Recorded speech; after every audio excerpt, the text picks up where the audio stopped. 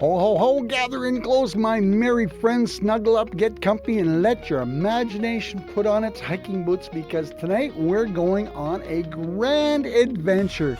Not to a snowy rooftop, not to a toy workshop, and not to the North Pole cookie table. Although Santa does miss that table when he travels. No, indeed, tonight's story takes us to streaming geysers, wide open skies, bubbling hot springs, tall pine trees, and more wildlife than you can shake a candy cane at. This story is called Santa Goes on Vacation to Yellowstone National Park. Now, after a long season of sleigh bells, wish list, peppermint cocoa, and one particular complicated bicycle assembly on Christmas Eve, Santa sat down in his big chair and gave a happy sigh. Mrs. Claus looked up from her knitting. Yeah, she said, that was a sigh of a man who needs a vacation. Santa smiled. Was it that obvious? Mrs. Claus nodded. You sighed, then stared out the window for 6 full minutes and whispered, I wonder what a geyser sounds like. Santa adjusted his glasses. Well, I have been curious. Mrs. Claus reached beside her chair and pulled out a colorful travel magazine. On the front was a picture of Yellowstone National Park, golden fields, snowy mountain peaks, in the distance, tall pines, blue rivers, and a great burst of steaming water shooting into the sky. Across the top it read, Yellowstone, where the earth tells stories. Santa leaned forward. Oh, he said. Mrs. Claus smiled. I thought that might get your attention. Santa studied the picture. Look at that, he whispered. It's beautiful. And peaceful, said Mrs. Claus, and full of adventure. And, she added, not one single toy assembly instruction sheet. Santa put a hand over his heart. Say no more, I'm going. Now, my merry friends, Santa packing for Yellowstone was a sight to see.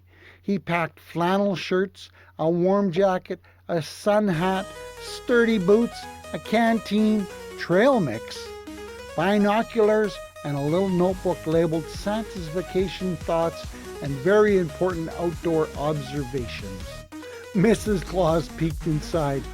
Why, she asked, have you packed 12 sandwiches? Santa looked thoughtful. Hiking, he said. 12 sandwiches worth? One must be prepared. The reindeer, of course, gathered to watch. You're going to the wilderness? Asked Dasher. I am, Santa said proudly. Will there be snow? Asked Donner. Some, said Santa, but also rivers, forests, meadows, and geysers. Cupid blinked. What's a geyser? Santa puffed up happily. A geyser is a marvelous burst of hot water that shoots up from the ground like the earth suddenly remembered it had something exciting to say. The reindeer stared. Then Blitzen said, that sounds dramatic. Exactly, Santa replied. Soon Santa set off in his travel sleigh, the one smaller than his Christmas Eve sleigh and much better suited for vacation. It had polished runners, a cozy seat, and a basket in the back filled with snacks, maps, and one emergency tin of gingerbread cookies. The sleigh flew over mountains, farms, lakes, and winding rivers until it saw the sign said below, Yellowstone. The land looked huge and beautiful, like a painted storybook come to life. There were deep green forests, rolling valleys, silver streams, broad meadows where tiny dots moved slowly in the distance. Bison, Santa guessed. He landed near a rustic lodge just outside a pine forest. The air smelled like wood, sunshine, and clean, cold water. Santa stepped out, stretched, took a deep breath. Ah, he said, that is mountain air right there. The ranger in a green hat came walking over with a friendly smile. Welcome to Yellowstone, she said. You must be Santa. Santa tipped his hat, and you must be someone wise enough to know where all the trails are. She laughed. My name is Ranger Ellie. A pleasure to meet you. Ranger Ellie looked Santa over kindly. His red flannel shirt, hiking boots, binoculars, and a notebook tucked into his pocket. You look ready. Santa nodded. I have sandwiches. Well then, she said, you better prepared than some folks. Ranger Ellie showed Santa to a charming cabin with a porch facing the trees. Beyond the cabin, you could hear a stream murmuring over rocks. There was a rocking chair on the porch, a wool blanket folded neatly by the door, and inside a little stone fireplace. Santa stood in the doorway smiling. This, he said softly, is a very fine cabin. You want to rest tonight, said Ranger Ellie. Tomorrow I can show you some of the park. Santa grinned. I would like that very much. That evening Santa sat on the porch with a mug of tea and watched the sky turn gold, then pink, then soft blue. Birds flittered through the branches. Somewhere in the distance a coyote called, though not in a scary way, more of a good evening everyone sort of way. Santa wrote in his notebook, observation number 1, trees make excellent listeners. Observation 2, mountain air makes tea taste extra good. Observation 3, I have already eaten 2 hiking sandwiches and have done no hiking yet. Curious. The next morning, Ranger Ellie met Santa at sunrise. Ready, she asked.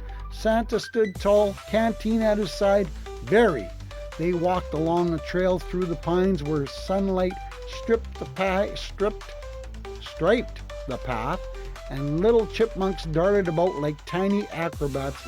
Late for a meeting, Santa paused with every few steps. To look, he explained. At what? Asked Ranger Ellie. At everything. He looked at the dew on spider webs, at yellow wild flowers, at a fallen log covered in soft moss, at a woodpecker tapping a tree with determined little knocks. My goodness, Santa said, this place is busy with beauty. Ranger Ellie smiled. That's Yellowstone.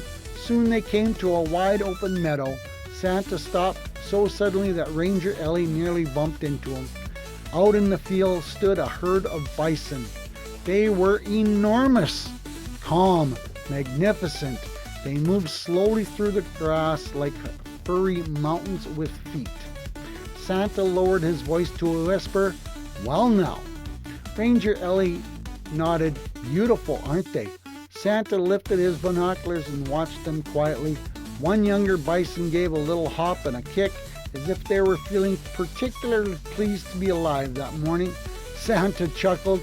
That one has joy in his knees. Ranger Ellie laughed. That's one way to put it. They stood there a long while simply watching. Then Santa opened his notebook and wrote, observation number 4, bison are like walking armchairs made of courage. Observation 5, even very large creatures can have playful mornings. By midday they reached a boardwalk near a field of streaming pools and bubbling mud pots. Santa's eyes grew wide. The water in some pools were bright blue, like the pieces of sky dropped into the earth. Others were green, orange, and gold around the edges. Steam rose in a soft white clouds, and every few moments, somewhere in the distance, whoosh, a geyser burst into the air. Santa clapped his hands. There it is! Ranger Ellie grinned. Would you like to see Old Faithful? Would I? Absolutely! They found a bench and waited with other visitors. Families sat quietly, children pointed at the steam, cameras clicked, the ground itself seemed to hum with hidden energy. Santa leaned towards Ranger Ellie. How does the earth do that? She smiled. Hot water, pressure, rock, and patience. Santa considered that. That sounds like a recipe for surprising people. Just then, Old Faithful erupted. A giant shining burst of water and steam shooting high into the sky. The crowd gasped and cheered. Santa's mouth fell open. For a moment he looked less like a jolly old fellow from the North Pole and more like a delighted little boy seeing fireworks for the very first time. When the geysers settled, Santa sighed happily. Well, he said, that was worth at least 3 sandwiches. That afternoon, Santa had lunch at a picnic area near a river. He ate a sandwich, then another half, then 1 cookie, and then he announced, hiking requires excellent fuel. Ranger Ellie raised an eyebrow. You walked 2 miles. Santa nodded solemnly. Exactly. After lunch, they wandered near the riverbank where the water rushed clear and bright over rounded stones.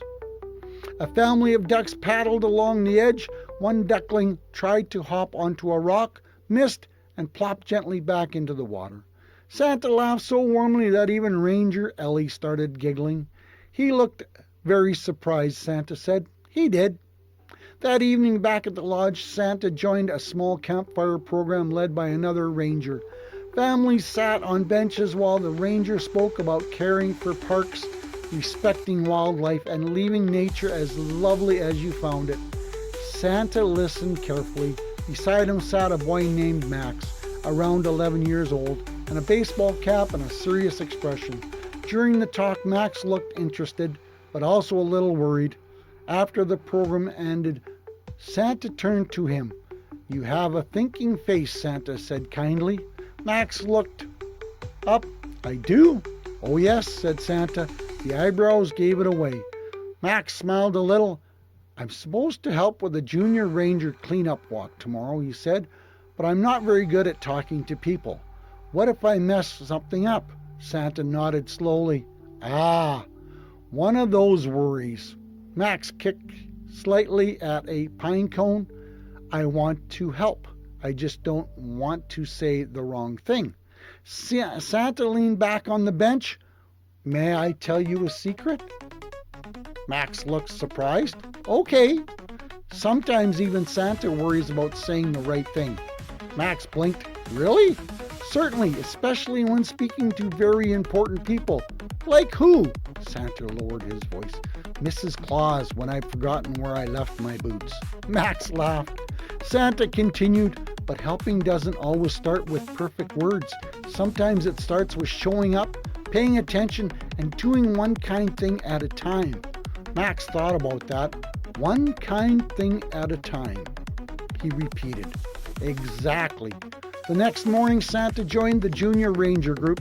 There was about 10 children, Ranger Ellie, and a few parents. They walked the trail carrying gloves, small bags, picking up stray litter, and making sure the path was tidy. Most visitors do a wonderful job, Ranger Ellie said, but every now and then a wrapper or a bottle gets left behind. We help keep the park beautiful. Max walked behind others. At first, Santa stayed near him. Soon they spotted a paper cup near a log. Max picked it up, then he noticed the snack wrapper tucked behind a bush. Then a bottle cap by the trail edge. As they walked, a younger child named Lucy got her glove stuck while trying to reach a piece of paper. Max quickly stepped over and helped her free it. Thanks, Lucy said. Max shrugged, but he smiled. A little later, another boy wasn't sure where to put a recycling bottle. Max showed him, then he pointed out a sign everybody had walked past. What about staying on trails to protect delicate plants?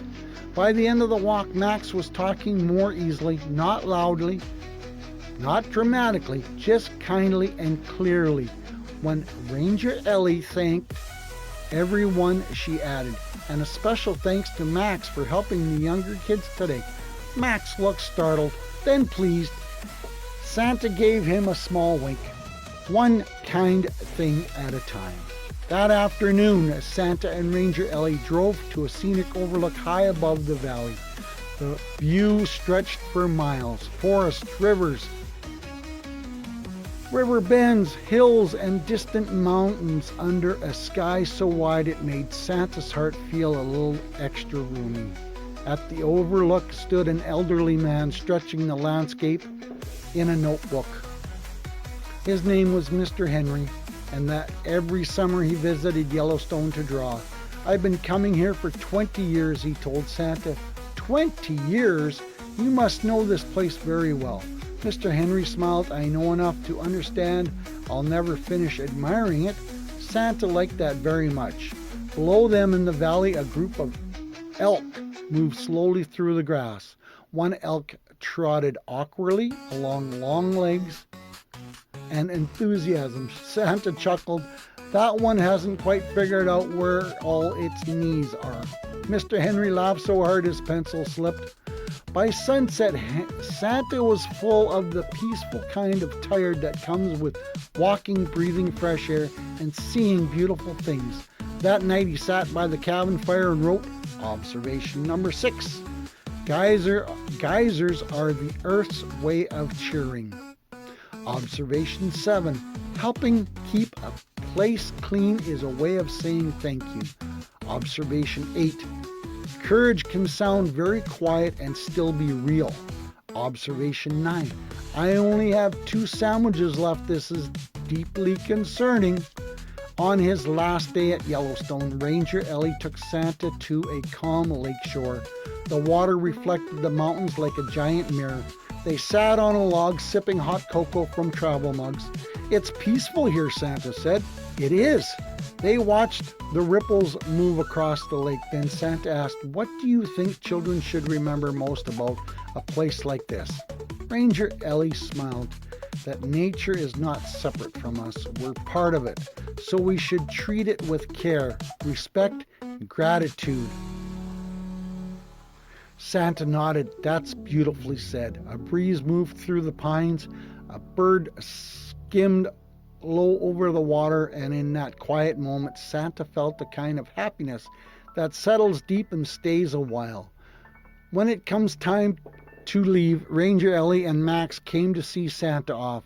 Max handed Santa a small flat stone he had found near the trail, smooth and round with a stripe across the middle. For your notebook pocket, Max said. Santa looked at it carefully. A treasure, he said. Max smiled. To remind you of Yellowstone. I shall keep it always. Ranger Ellie shook Santa's hand. Come back any time. Oh, I hope I do, said Santa. This place has filled my heart and my notebook. As the travel sleigh lifted into the sky, Santa looked down at the forests, the rivers, the meadows, and steaming geysers below. He had come to Yellowstone for a vacation, and he had found rest, yes, but he also found wonder, fresh air, new friends, quiet courage, and a beautiful reminder that the world is full of places worth loving and protecting. Back at the North Pole, Mrs. Claus met him at the door with a hug.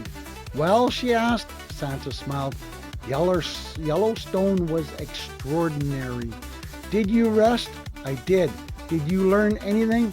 Santa handed her the little striped stone. Mrs. Claus turned it over in her hand. Then Santa said, I learned that the earth tells stories too. In steam, in rivers, in forests, and in the quiet way people care for them. Mrs. Claus smiled warmly. That sounds like a wonderful good vacation. Santa nodded. Then he opened his notebook, turned to a fresh page, and wrote, Santa Around the World Adventure Number 2 complete. Bring extra sandwiches next time. And that, my friends, is how Santa's trip to Yellowstone began, one of the grandest, gentlest, and most wonder-filled adventures in his Santa Around the World series. Because sometimes a vacation is more than a getaway. Sometimes it's a chance to listen to the land, careful for what is beautiful, and remember that even the biggest world can feel like home when you treat it with love. Moral of the story is the world is filled with beautiful places, wonderful people, and quiet chances to show kindness, courage, and responsibility. When we care for nature, help others in small ways, and stay open to wonder, we grow stronger in heart, richer in gratitude. Real adventure is not just about seeing amazing things. It's also about protecting them, appreciating them, and believing that even one small helpful act can make a difference. Wow, isn't that amazing, folks? Is Yellowstone on your list for an adventure? It was amazing, so much fun, and thank you for listening. And I hope you come back soon for another Storytime by Santa. Ho, ho, ho! Santa loves you.